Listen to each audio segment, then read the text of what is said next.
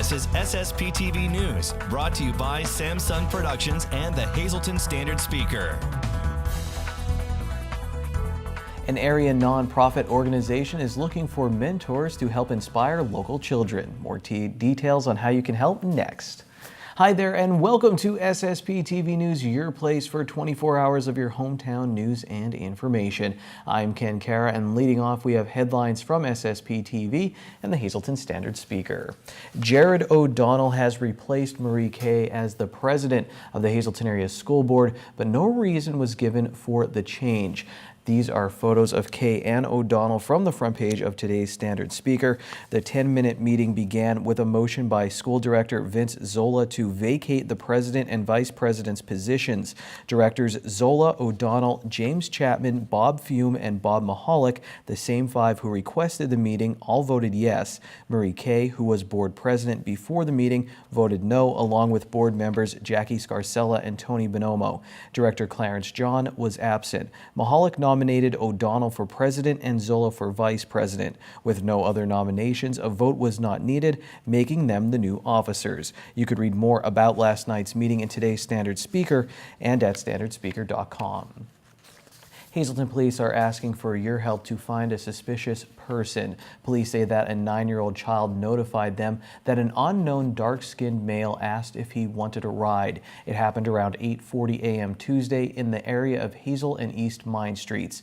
The child declined, and the man did not force or attempt to force him into the vehicle. The vehicle is described as a light gray sedan. Anyone with information on this or similar incidents is urged to call 911 or the Hazleton Police at 570-459-4940. You can also submit an anonymous tip online at hazletonpolice.com. West Hazleton Police needs your help to find a wanted man. 64-year-old Armando Vargas Rios is described as 5 feet 7 inches tall, 178 pounds. He has brown eyes and black hair. He is wanted on a warrant for sexual assault-related charges. Anyone with information on his whereabouts is asked to call West Hazleton Police or dial 911. Well, for Christians throughout the world, today is Holy Thursday. It was on this evening that Christians believe that Jesus established the sacrament of Holy Communion by offering his body and blood in the form of bread and wine during the Last Supper. Today, many churches will also recreate the washing of the feet which Jesus did for his disciples. Holy Week continues tomorrow with Good Friday, the day Jesus was crucified on the cross. The Lenten season culminates on Easter Sunday, the day Christians believe Jesus Christ rose from the dead. We wish everyone who is celebrating a happy and blessed Easter. As in years past, SSPTV will once again provide special programming during the hours of noon and 3 p.m. on Good Friday. The Stations of the Cross will air at noon, 2 p.m. and 3 p.m. tomorrow. The Way of the Cross with the late Father Angelo will air at 12:30 p.m. and 1:30 p.m. And the Sam Lisancho with Father Pio Mandato at 1 p.m. and 2:30 p.m. You can watch online as well at ssptv.com. What will be the role of coal in the Trump administration? That will be one of the topics of discussion on a new Sam Lisancho that premieres tomorrow morning on SSPTV. Sam is joined by Congressman Lou Barletta and Adam Wilson from Atlantic Carbon. The discussion will also focus on the status of the American Health Care Act and more. Don't miss this new Sam Lisancho tomorrow at 9 a.m., 7 p.m., and 9:30 p.m. on SSPTV and online anytime at ssptv.com. Check your local listings for additional dates and times. One nonprofit organization in our area is looking for mentors to make a difference in a child's life. Lisa Sugart has the details on how you can help. Today I'm pleased to welcome Lauren Sacco to our studios. She is the Mentor Program Coordinator for Brandon's Forever Home here in Hazleton. Lauren, this is a great idea. You're looking for mentors for foster children in the area, so tell us all about it. Well, most of the area is familiar with Brandon's Forever Home. It's a 501c3 nonprofit. It was originally started by attorney Lori O'Gurkis, and along with our state rep, Tara Toohill. And the two of these lethal weapons have combined, and they are changing the lives of children. So we are starting to morph and phase faster than we can imagine, and we have recognized the need for a mentor program amongst our older youth in the program. So we are beginning a mentor program that is going to focus on teens from 15 to 16 to 21 that we're going to be aging out of the system. And we're looking for people like you and I that'll just step in, lean a helping hand, be a positive role model and figure for this young girl or boy. Now, for people who are watching, or they're sitting at home saying, but maybe I'm not qualified to do this. Who is eligible to do this? Really anybody, as long as your state police clearances check out and your child abuse clearances check out. If you are willing, we want you. Men, women, the age that we start at is 21 and up. Our oldest mentor is 62 at the moment. He's an older gentleman. All we're looking for is a person that is proud of their hometown, proud of their values, and is looking to be a solid role model for a young gentleman or woman. Now, how many hours would I have to give to this, and what would I do as a mentor? The hours really are up to you. The ball is in your court.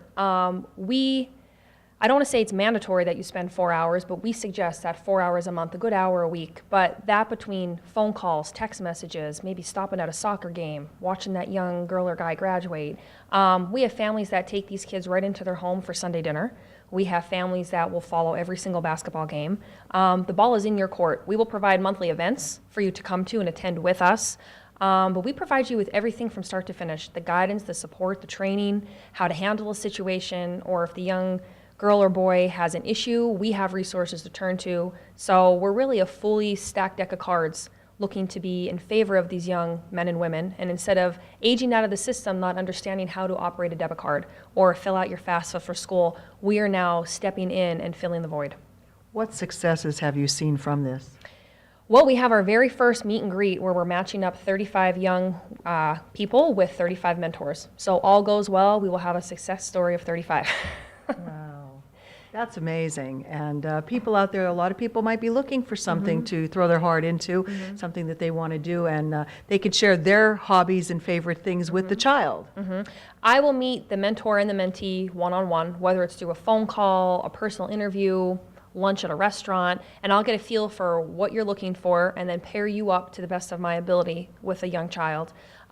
We've had people that have gone on 1 or 2 matches say, this really isn't for me, I'm looking for more for a girl, she seems to be more into shopping, and it's kind of like eHarmony and match dating. You know, we go back to the drawing board and we repair you up again.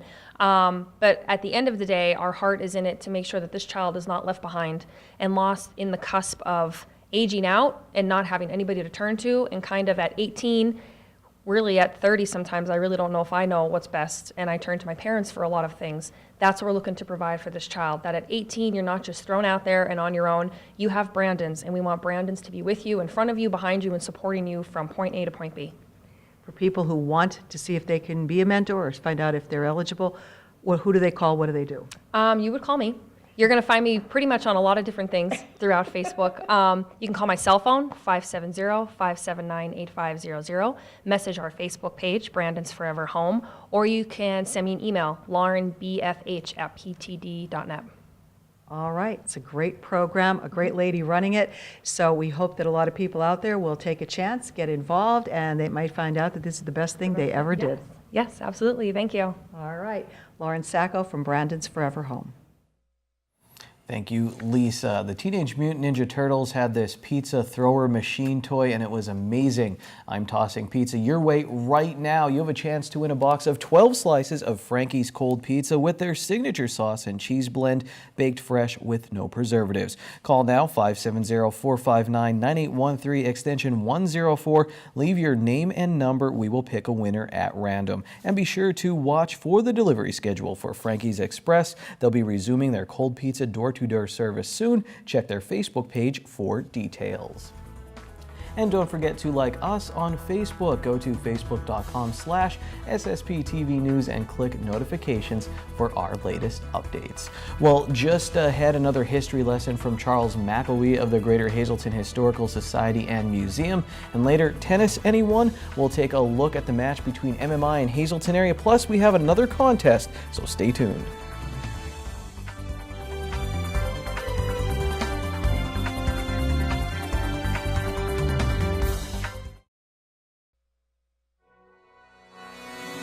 This is SSPTV News, brought to you by Samsung Productions and the Hazleton Standard Speaker.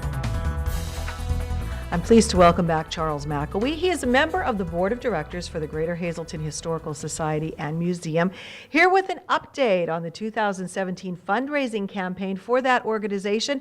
You're looking to raise some money so that you can preserve more history from the Greater Hazleton area. Right, Lisa. So the fundraising campaign is well underway. We started in early March with an announcement of the campaign, and since then we have raised nearly $3,000 from community organizations, local businesses, residents of the area. So we are greatly appreciative of people's investment and interest in our museum's efforts to preserve and revitalize the Hazleton region. So stay tuned. We are in the works of forming the website, and that website will create a membership component that you can pay and become a member of the museum, and that will serve as a major fundraising source. Since all things seem to be digital now, it's very important to have that component for the museum.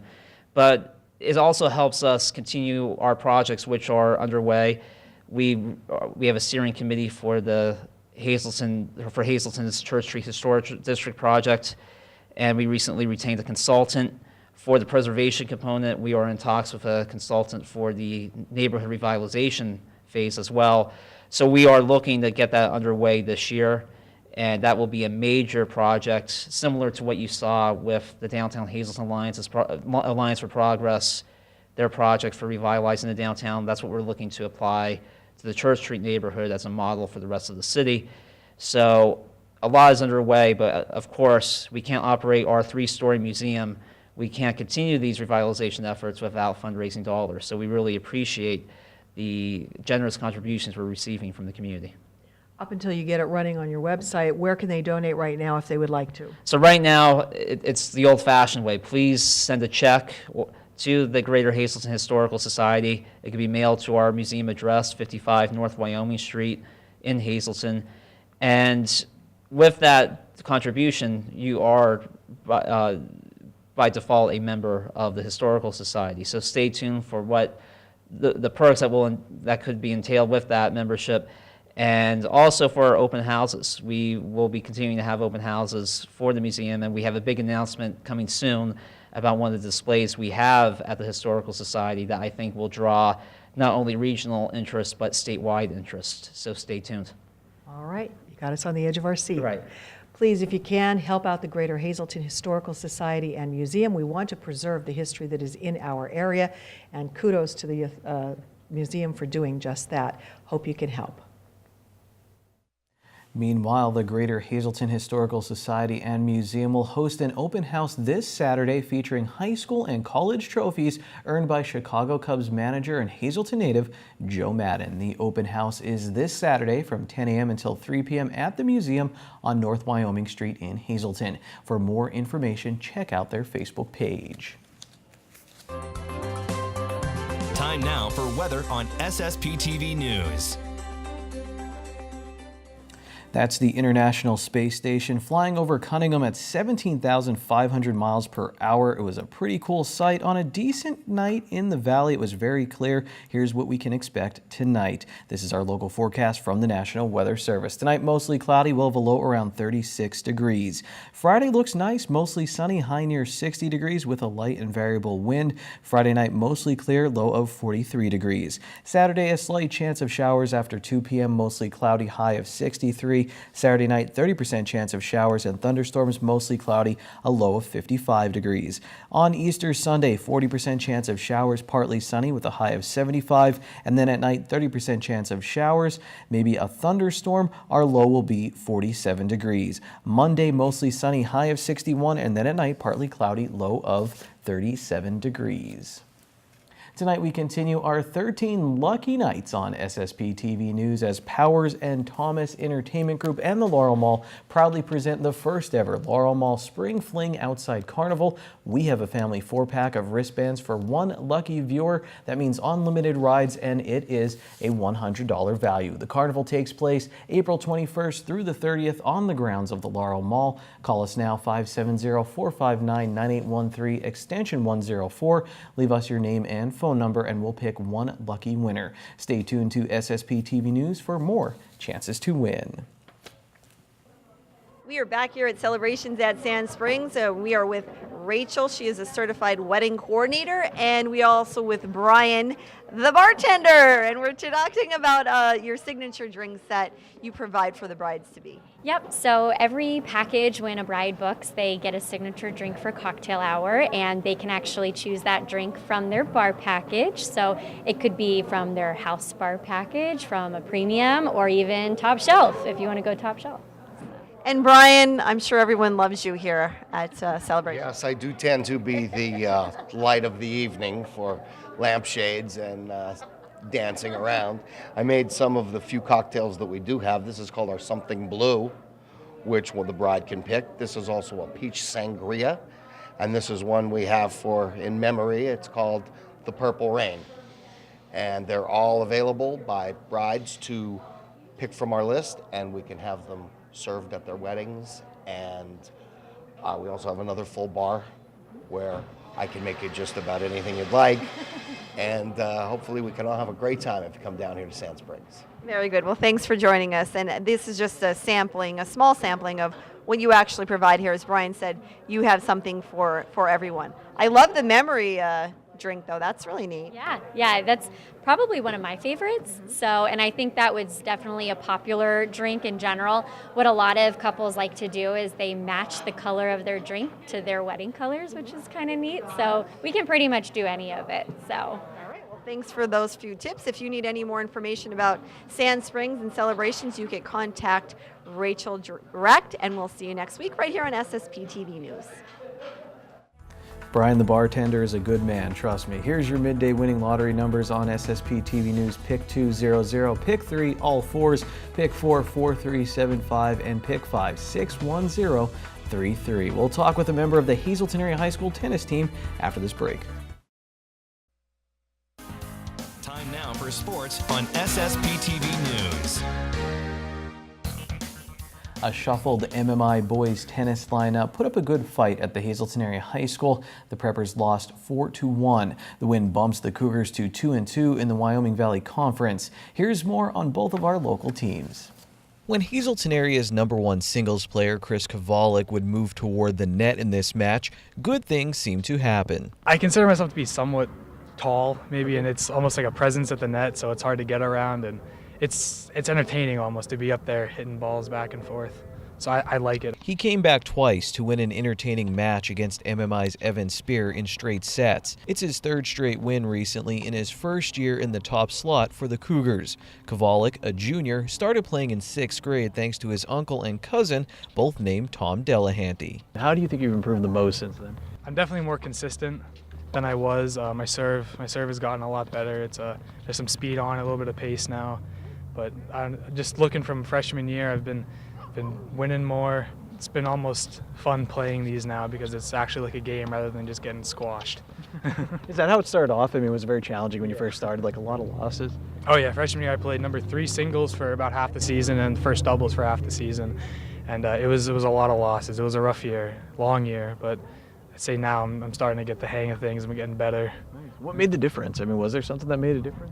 Confidence, definitely confidence. Coming in freshman year, I was new to the whole competitive aspect of the game, so I never really had that will to win it. But now it's like, oh, I'm #1, I'm captain of the team, I gotta get this win. While Kovalik is looking for more consistency in his game, the Preppers are looking for consistency in their lineup. Thanks to a school trip, they were without their #1 singles player Jonathan Smith for this matchup with Hazleton Area. So everyone moved up a slot for MMI. Spear played #1 singles, Doug Giannetti was at #2, and Evan Dreyfus played at #3 singles. Doug really gave it his all today. He went 3 sets with, again, moving up from 3-2, which says a lot for his character and his ability to really cope with the situation. Because it's a lot of pressure moving up to a higher position when you're used to playing at a certain level. So, again, I give everybody credit for the way they played today. I mean, we didn't come out on top, but, you have those days. The Preppers did impress. Kovalik says his battle with Spear was pretty even. Giannetti fought to 3 sets in his match, and so did Dreyfus. MMI did get a win at #2 doubles by Tyler Dagenhart and Dylan Slusser. The Preppers travel to Jim Thorpe this afternoon, and Hazleton hosts Wyoming Area on Monday. Drew Gemmel was victorious at number 2 singles, and his twin brother Brett Gemmel won at number 3 singles for Hazleton area. The Cougars team of Adam Sachs and Ryan Connors won at first doubles. Now, I did speak with Hazleton area head coach Robert Freeman, and he made a call to get more kids out for the team next year. Currently, the Cougars have 6 players on their roster. Freeman says tennis gave him so much, and he likes to give back to the sport by teaching another generation of players. Let's travel back to Tuesday when Hazleton area tennis beat Berwick. This is our SSPTV standard speaker scoreboard. Kovalik and the Gemmel brothers all picked up wins in this one. The North Schuylkill Spartans scored 8 runs in the 4th inning, and Reggie Crawford collected 4 RBIs in their big win in baseball. Hazleton area dropped a contest to Crestwood 5-2, and Shenandoah Valley lost to Panther Valley. Mike Ladoff contributed 4 hits in Marion's win over Weatherly, and Jim Thorpe shut out Monoy area. Tamaqua softball is now 5-0 in the Schuylkill League. Look out for the Lady Raiders. Jada Shellhammer collected another win in the Circle, and Courtney Hoffman was 2 for 2 with 2 steals. North Schuylkill will meet up with the Raiders next week. They beat Lehighton. Marion's Mackenzie Joy was a home run away from the cycle in Marion's win. The Shenandoah Valley softball team swept a doubleheader against Panther Valley, and the Bats came alive for the Penn State Hazleton softball team in the second game against Cedar Crest College. Sam Varela was 3 for 4 with a home run in the win. Monoy area split a track and field meet with Schuylkill Haven. The boys won as MJ Terry won the 100 and 200 meter dashes, and Justin Riviera placed first in the high jump and long jump. Megan Babinski won the 400 meter dash and the long jump for the Lady Bears. The Rail Riders took down Lehigh Valley on Wednesday. Mark Payton went 3 for 5 in the game with an RBI, and his season average now is up to .583. The Penguins lost to Lehigh Valley in a shootout. They wrap up the regular season this weekend at the Mohegan Sun Arena in Wilkes-Barre Township. This sportscast wraps up right now. Good evening, everyone, and here's tonight's Talk of the Town report. First tonight, the City of Hazleton's Department of Public Services is announcing that there will be no bus service Easter Sunday, April 16th. All service will resume Monday, April 17th. Hazleton Public Transit offices will be closed Friday and Monday. For more information, just call 570-459-5414. Our next announcement, the Majestic Players will be presenting And Then There Were None by Agatha Christie, Friday, April 28th and Saturday, April 29th at 7 p.m. The show will be held at the Majestic Theater located in Pottsville. Tickets are $15 and will be available at the door. For info, just call 570-628-4647. SSPTV News would like to send sincere condolences to the family and friends of these recently departed. Thomas M. Lyons, formerly of Kittnersville. Mass is Wednesday at 11 a.m. in the St. Lawrence Catholic Church. Friends may call Wednesday from 10 to 11 a.m. Arrangements are by the Robert W. Snyder Funeral Home. Joseph S. Bonacci III, formerly of Tresco, memorial service will be held at a later date. Frank Scott of Freeland, private services were held at the convenience of the family and under the direction of the Frank J. Bonin Funeral Home. Mary A. Walsh, formerly of Freeland, all services will be held privately at the convenience of the family and under the direction of the Harmon Funeral Home. Robert W. Sosar Sr. of Hazleton, the Fierro Funeral Home is assisting the family with the arrangements. Carol E. Stetz of Tresco, funeral is Tuesday at 10:30 a.m. from the Damiano Funeral Home. Friends may call Tuesday from 9 to 10:30 a.m. And Albert G. Hostrich of Hazel Township, funeral is Tuesday at 9:30 a.m. from the Frank J. Bonin Funeral Home. Friends may call Monday from 6 to 8 p.m.